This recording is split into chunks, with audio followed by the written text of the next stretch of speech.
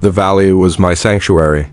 Nestled between the jagged peaks of the Blue Ridge Mountains, it stretched for miles, a patchwork of emerald forests, rolling meadows, and a crystal-clear river that sang softly as it wound through the land. Ethan Caldwell owned every inch of it, 1,200 acres of pristine wilderness, inherited from my grandfather, who'd bought it decades ago when land was cheap and dreams were big. I'd built a modest cabin on the edge of the valley, a place to escape the city's chaos, to breathe, to think. It was my haven, untainted by the petty squabbles of suburban life. That is, until Karen moved in, the valley wasn't entirely uninhabited. A small gated community, Pinneview Estates, sat on a leased parcel at the valley's eastern edge. My grandfather had allowed a developer to build it in the 90s, with the condition that the land reverted to the Caldwell estate after 50 years. The residents paid nominal rent to my family trust, and I mostly left them alone. They had their cul-de-sacs, their manicured lawns, and their HOA meetings while I had my solitude. It was a perfect arrangement until Karen Whitmore, self-appointed HOA president, decided my cabin was an eyesore. It started with a letter, slipped under my cabin door on a crisp autumn morning. The paper was crisp, embossed with the Pinneview Estates logo, and the tone was anything but neighborly. Dear resident, your structure violates HOA regulations regarding exterior aesthetics, section 4.23. The unpainted wood and non-standard roofing are unacceptable. Correct within 14 days or face fines. I laughed, crumpling the letter. My cabin wasn't part of their HOA. It was on my private land, miles from their cookie-cutter houses. I tossed the letter into the fire and forgot about it. A week later, another letter arrived, this time threatening legal action. I ignored that too, assuming Karen would tire herself out. I underestimated her. One Saturday morning, I was sipping coffee on my porch, the valley bathed in golden light, when I heard the crunch of tires on gravel. A police cruiser pulled up, followed by a white SUV with a Pinneview HOA president sticker on the bumper. Out stepped Karen Whitmore, sunglasses perched on her nose, blonde bob immaculate, clutching a clipboard like a shield. The officer, a young guy who looked like he'd rather be anywhere else, trailed behind her. Mr. Caldwell? The officer asked, adjusting his belt. That's me, I said, setting my mug down. Karen didn't wait for pleasantries. This structure is in violation of multiple codes, she declared, gesturing at my cabin like it was a landfill. I've warned you twice and now we're escalating. Officer, please issue the citation. I raised an eyebrow. Citation for what, exactly?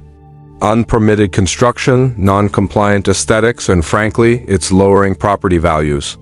Karen snapped. The officer looked uncomfortable. Sir, we got a report about an unauthorized building. Mind if I take a look? I stood, stretching. Go ahead, but you won't find anything. This cabin's on my land. I own it, all of it. I waved a hand at the valley, the forest, the distant mountains. Karen's smile faltered, but she recovered quickly. That's irrelevant.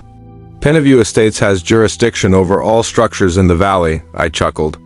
You might want to check your lease agreement, Karen. Her eyes narrowed. The officer, sensing the tension, asked for my permit. I invited him inside, pulled out a file from my desk, and handed him the deed to the valley along with the cabin's permits, signed, sealed, and notarized. He skimmed them, nodded, and handed them back.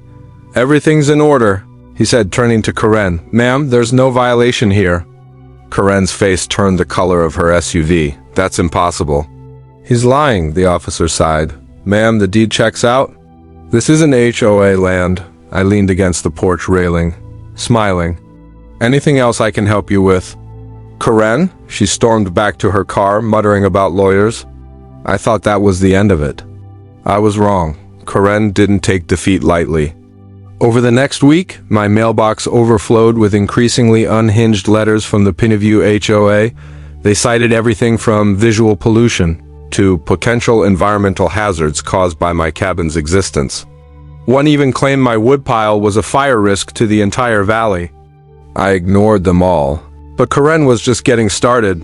I learned from a neighbor, a retired teacher named Martha, who lived in Pineview and occasionally brought me homemade jam that Karen had rallied the HOA board. She'd convinced them my cabin was the first step in some grand scheme to turn the valley into a hippie commune. Martha, who'd lived in Pineview since its inception, thought Karen was ridiculous but warned me she was relentless. She once fined me for planting tulips instead of roses, Martha said, shaking her head. Be careful, Ethan. I wasn't worried. The law was on my side, and I had better things to do like hiking the valley's trails or fishing in the river. But Karen's next move caught me off guard. One evening, I returned from town to find a tow truck parked near my cabin, its driver eyeing my old pickup like it was a prize buck. Karen stood nearby, arms crossed, a triumphant smirk on her face. What's this? I asked, stepping out of my Jeep. Your vehicle is illegally parked, Karen said. It's on HOA property and it's being impounded. I glanced at my truck, parked on my own driveway on my own land. You're joking. The tow truck driver, a burly guy named Mike, looked apologetic. Lady says it's on community property. I just follow orders. I handed Mike the same. I'd shown the officer. This is my land. The driveway, the cabin, the whole damn valley. Check the map. Mike studied the document, then shrugged at Karen. Sorry, ma'am. I can't tow it. Karen's smirk vanished. This is outrageous. I'm calling the sheriff. Go ahead, I said, leaning against my Jeep, but you're wasting everyone's time. She did call the sheriff. 2 hours later, the same officer from before arrived, looking even more exhausted. Karen ranted about property lines and community standards, but the officer cut her off after glancing at my deed again. Ma'am, you need to stop this, he said. Mr. Caldwell's in the clear. Karen stormed off, but not before vowing to take this to the top. I wasn't sure what that meant, but I was starting to enjoy the show. The valley was mine, and no amount of HOA paperwork could change that. That night, I sat by the fire, sipping whiskey and reflecting on Karen's obsession. I'd never cared much for Pineview Estates. It was a small blip on my land, a relic of my grandfather's generosity. But Karen's antics were making me curious. I pulled out the lease agreement for Pineview, a dusty document I hadn't read. In years, what I found made me smile. The lease, signed in 1995, had a clause I'd forgotten. It expired in 2025, 6 months from now. After that, the land reverted to me and I could choose whether to renew or reclaim it. Karen didn't know it, but her little kingdom was on borrowed time. I decided to keep that card close to my chest. Let her dig her own grave. The next morning, Martha stopped by with a jar of raspberry jam and a warning. Karen's holding an emergency HOA meeting tonight, she said. She's telling everyone you're planning to bulldoze Pineview and build a resort. I laughed. A resort? I just want to fish in peace, Martha frowned. She's got half the neighborhood scared. They think you're some evil landlord? I thanked Martha for the heads up and decided it was time to pay Pineview a visit. If Karen wanted a fight, I'd give her one on my terms. The Pineview Estates Community Center was a bland building with beige walls and fluorescent lights.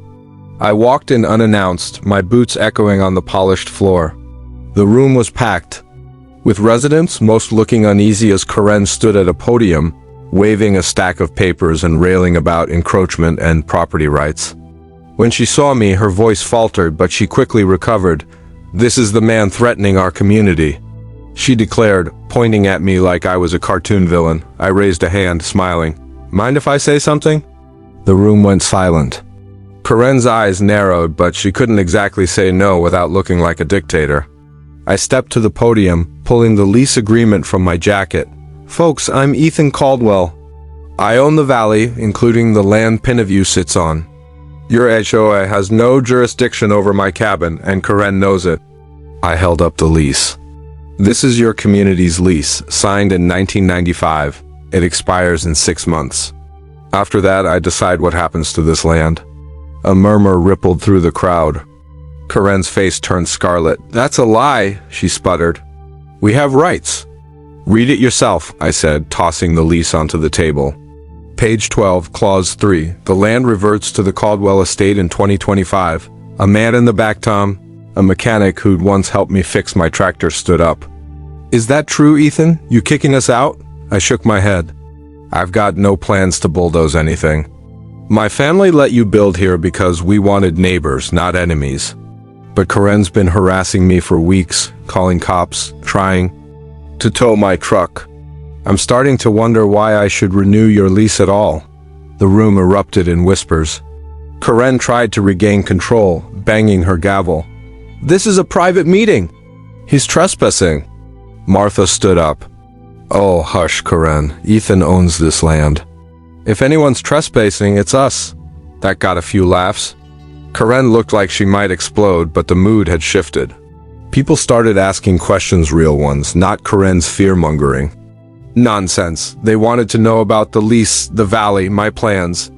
I told them the truth. I loved the valley, wanted it preserved, and had no issue with Pineview as long as they respected my boundaries. By the end of the night, Karen's power was crumbling.